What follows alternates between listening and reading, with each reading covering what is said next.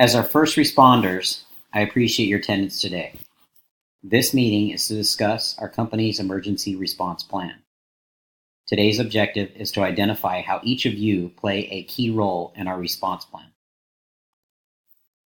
With over 3.5 million customers within our service territory, we have a duty to maintain a formalized emergency response plan.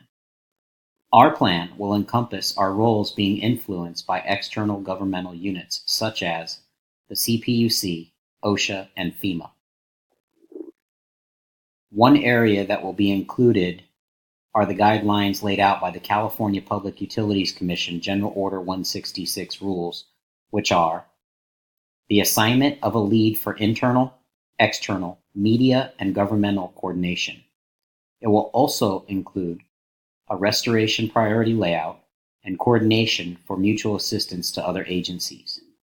These will all be shadowed by a best safe work practice defined by each department. Another obligation will be to OSHA's Standard 1910.38. We will provide a detailed evacuation process for our employees. This will include a dedicated responsible person to account for each employee during and after the evacuation. They will also be responsible for the notification process to each employee that there is an evacuation taking place. We will also ensure that each employee is trained in our evacuation process and overall emergency plan. Our last governmental agency requirements are through FEMA. These requirements are the prevention of controllable disasters, the protection of our assets, our ability to mitigate the loss of life and property, our ability to respond to an emergency, and lastly, to regain and restore our infrastructure. After we take into account the impact of these governmental agencies, our basic emergency response plan can be summed up in the order of employee safety, internal and external communication, emergency supplies and logistics, evacuation plans, a business resumption plan, accounting, and annual drills to refamiliarize our workforce. Each department will clearly define a flow chart with responsibilities toward an emergency plan. As depicted in the slide, the communication will start at the director level as they will be the first notified of an event.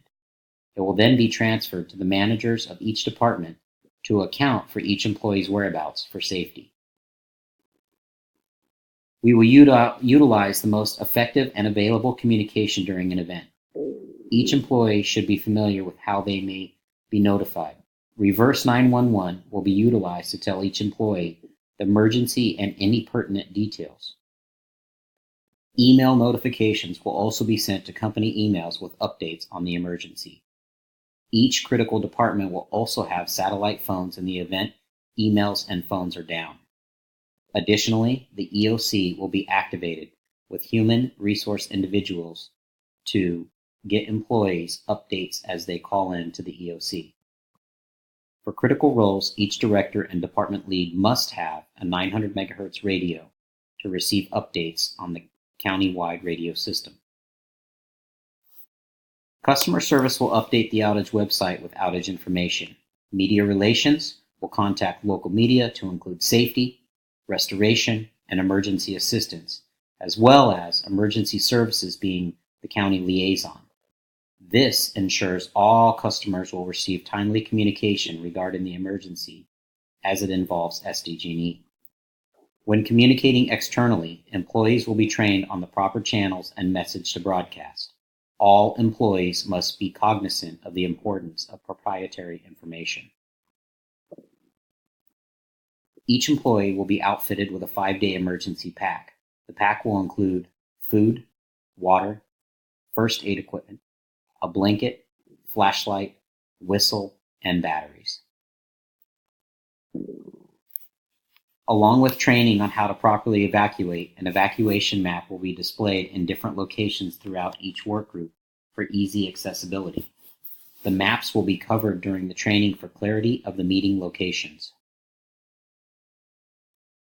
Employees that have been defined as having critical roles should be able to report within 1 hour to their respective work location.